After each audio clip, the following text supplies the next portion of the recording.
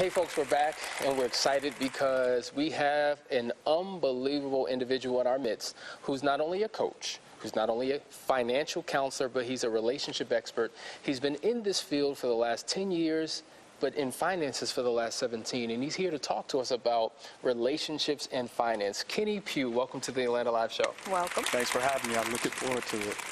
Listen, before we even moved down to Atlanta, I made a few phone calls. I said, listen, because I'm a relationship, expert or of such, I want to know who are the major players in the Atlanta area. And the top 3 names, there were a few that came, but you were in that top 3. Awesome. I said, let me find out a little bit about this guy. So I started doing some research on him, and I've seen him all over the television. He's written books. Wow. He's had his own radio show. He deals with finances and relationships. Yeah. You are a powerful, powerful man. How did it all get started for you? Man, it's very interesting when you start to look at how God orchestrates your life and positions you. He uses everything that He has blessed you with from a skill set perspective and allows you to bless His people with them. And so it started some years ago. I started out in the area of finance and going out and doing some consulting. So I've had experience in corporate America. I've had a chance to deal with finances for the last 17 years. I've done relationship coaching and just becoming a connoisseur in that area. And so that's been, some fun. And so most recently, over the past couple of years, He was preparing me to launch off and do some things on my own. And so I'm the life and relationship strategist, and I go out and all I do is just try to find answers for people. So if people need help with their relationships, I have an insight in that area. If they need help with their finances, I can help them budget and credit. I go out and I speak to singles conferences across the country, as well as I'm currently on a college tour speaking about abstinence and celibacy. Busy. I try to provide answers to people's problems. Wow. Now, it's interesting because when you're dealing with relationships, it's such a broad category and classification. Right. Yeah. Right. There's parent-child, there's husband-wife, then you have singles. So as a singles expert, in dealing with many colleges and churches, what would you say are some of the main struggles or issues or challenges that singles are facing today? Man, for me, one of the first things that usually comes up is that a lot of people who are unmarried right now, they try to usurp the process. And so they don't want to go through the process, but they want the prize. And when you usurp the process in order to try to attain the prize, you end up having that thing blow up in your hands. And so we have people that are getting married, but they're getting married to the wrong people. And so one of the things that I like to teach people is if you pursue your purpose, God will orchestrate the right relationships around you. And so when I go out and I speak to people, I tell people to focus more on your purpose and then allow God to orchestrate the relationships around you.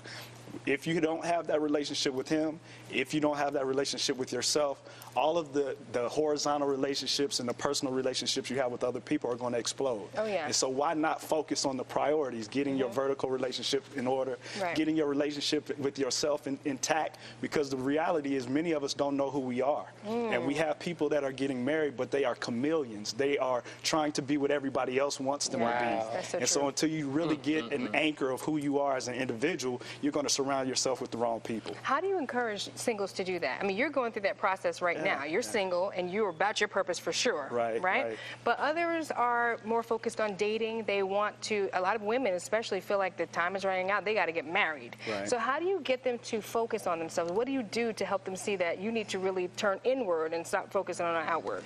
You know what? Unfortunately, the reality is many of us will come to ourselves at the point of heartbreak or at the point of disappointment.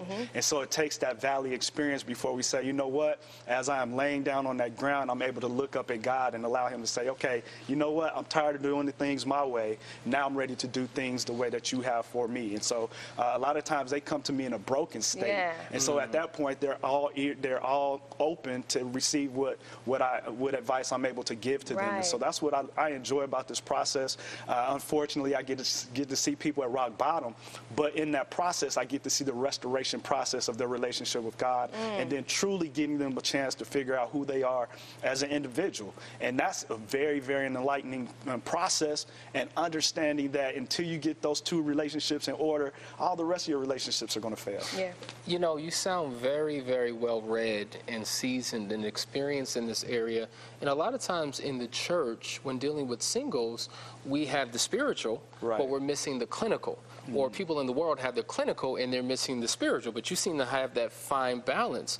And it often baffles me how there's so many single men, single women in the church. No one's connecting. No one's entering into a relationship. Why is that? What's the challenge? You know what, and I kind of walk a fine line when I start discussing this topic, but it seems as if the singles are almost prisoners to themselves or prisoners to the church, because inside the church we create these facades that this is what you're going to experience in your relationships, not realizing that the very people that they're sharing this information with are broken people. And so we're trying to portray this picture of perfection of the spouse that's going to come into our lives, when the reality is you have two flawed people that are going to come together. And so you have a flawed person looking for the perfect person and not willing to work on him or herself to become the person that they ultimately desire in their lives. And I think once you begin to work on yourself, you realize that the people that are going to come into your path are not going to be perfect, but they'll be in a place of preparation so that they can be positioned to get to the purpose you want them to be. Wow. I think it's interesting that in many churches it's sort of taboo to be cross-dating everyone. Nobody wants to date. The men are over here, the women are over there.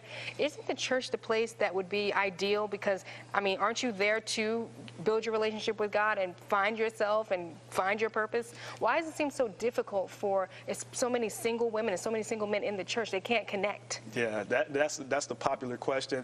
The reality is your spouse may not necessarily be in your church, and the reality is there are a lot of people that are focusing on ministry but not building relationships along the way. And so I don't care how many times a week that you are in choir practice or praise team rehearsal or at the deacon board meetings or whatever the case may be, but if you're not having healthy interaction, and I call it building friendships, because that's what we really want. We want to have that foundation of friendship and then allow the foundation of friendship to begin to set the stage for more interpersonal and more intimate relationships. We can't allow the church to become a dating ground where people are just walking around, hey, can I take you out? Hey, can I take you out? But we need people to be positioned to build healthy friendships and allow those friendships to then manifest into that next level. That's good. So the church needs to create an atmosphere that's conducive for people to interact in a healthy, positive way. Now, what's interesting, there are a lot of singles experts or singles ministers that travel, and all of them have their own philosophy or methodology about what are the appropriate steps to take. All right, so the goal is the same, marriage, but the method to get there is often different. And so when you have a church and different people are coming in with different philosophies, people do get confused. So focusing on your purpose, is what you said we should do, and God begins to orchestrate these relationships. Break that down. Hope that makes sense to those that are actually listening right now. So say, for instance, if you're focusing on your purpose and your purpose is to become a missionary, you can't allow someone into your life who is not going to assimilate to that missionary desire that you want to have in your life. For me, if I'm going to continue to do ministry, I can't have someone come into my life that's going to detour me from my purpose of ministry. And so what it comes down to is that you want to facilitate environments where people can really have intellectual dialogue and exchange information so that they can realize, are they the right person to bring into my life? You can have two great people, but if they're not meant to be in each other's lives, then it's ultimately still going to explode. Now, you also deal with finances. So when dealing with singles, they're looking to get married, do you deal with helping them get their money right? Because how many singles are out there that are in debt from college, broke, bills, credit card, they don't even pay bills, the car note? What do you do to help them focus on getting finances ready so that they can be ready for their mate? Man, that's a great question. One of the things that I discuss when I'm going around to the conference is to let single people know that you're not perfect. And so that there's always different areas that you can focus on. One of those is going to be your spiritual life. The other one is going to be your emotional life, your social life. But one of the most important ones is your financial life. And so we want relationships, but we don't want to deal with some of the issues and challenges that we're bringing to the table. And so you bring to the table an enormous amount of credit card debt, when in reality, if you were focusing on your purpose and your passions and preparation to position yourself to have that successful relationship, you will be paying down your credit card debt. I promise you that no one is going to be upset if you sit across the table from them and say, you know what, I'm debt free. I promise you that's not going to be a deal breaker. That is not going to be a problem. If you are, in a position now where you can pay down your student loans, I think that's an important thing to start focusing on. I think you need to have a budget in place so that you understand how much money you have coming in and what you have going out, because finances are very important to healthy relationships. It is. But you used a great term. You said deal breaker. Are there any deal breakers? Yeah. If I'm dating someone, or if I'm engaged to be married, and then all of a sudden the truth comes out about finances and the real deal, are there deal breakers? Is there anything that you've come across that where you've told people, you know what, I think you need to back up, slow down, maybe reevaluate whether you should move forward? You're talking about from a financial perspective. I think one of the things that you have to be open. And if you have someone that's in your life that's not willing to be open about their situation, whether they have a 500 credit score or they have, $200,000 in credit card debt, they have, alimony payments that they hadn't been making, child support they're behind. If they haven't disclosed that information, that's grounds to take a step back and say, why are you trying to, withhold this information? Because the reality is this: if someone has genuine agape love, if they have unconditional love, that they're going to love you regardless of if you have that credit card debt or not. They just want to have acknowledgement. They want to be able to have insight and awareness of what's going on in your life from a financial perspective. And so if someone is willing to hide that, that's grounds to say, you know what, time out, let's take a step back, because that's very important. If you're hiding things from me now, how do I know you're not going to hide things from me in the future? So at least give them the opportunity to say, whoa, that's too much debt, or yes, we can move forward. So you're speaking in terms of character, really. Yeah. Exactly. In the money attitudes that we bring to the table. So, we have the numbers. We can look at the numbers and see what they say, but it's the attitude that you bring into the relationship regarding finances that can cause a problem if we don't deal with those effectively. It's about honesty. Yeah, exactly. Very, very interesting. Imagine honesty being a pillar of a relationship. Wow. Right? And you're right, when it comes to finances, either it's a credit issue, it's a debt issue, it's a you're not making enough money issue. But what I find is that a lot of times, because we're so in love and we're so infatuated, we ignore finances and all of the things that make a marriage work, and then our eyes open up to the truth and reality once we say I do, and that's when the conflict happens. As we know, one of the greatest issues of divorce is money. Yes. Right, exactly. Yeah, and they know. I don't think it's that people don't see it. I think that they see it, but they're so in love that they just push it to the side for later. We'll deal with that later. Just like, you get into a relationship and you look at the man, you have 800 things you're going to fix about him.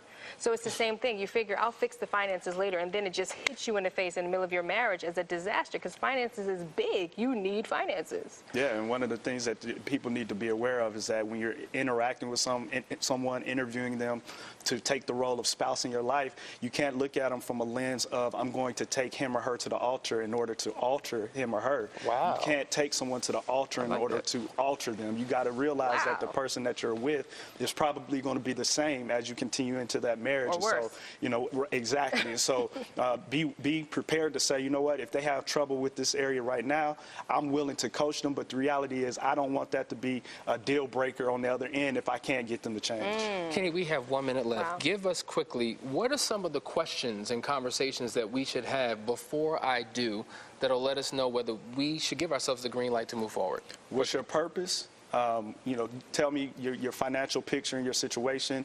What are your desires from a family perspective? Because you have people that want to come together and have, one person may want to have a big family, the other person say, I don't want children. That can be a deal breaker. And that's something that shouldn't be, an issue after you get married. I've had people that came to the table and said, we were in a position, but she decided she didn't want to have kids, and that was a deal breaker. So ultimately, you have to ask the character questions and not the ones that deal with chemistry. 10 seconds left. How can we find out more about your ministry, your business, and your coaching? www.kennypugh.com. They'll have information out there about my college tour, my coaching sessions, and my webinars. Awesome. Awesome. That was phenomenal. We thank you for being on the show. Thank you. Listen, folks, if you have any type of advice that you need on relationships and finances, we want you to get in touch with this man. He's a powerful, powerful man with a powerful, powerful message.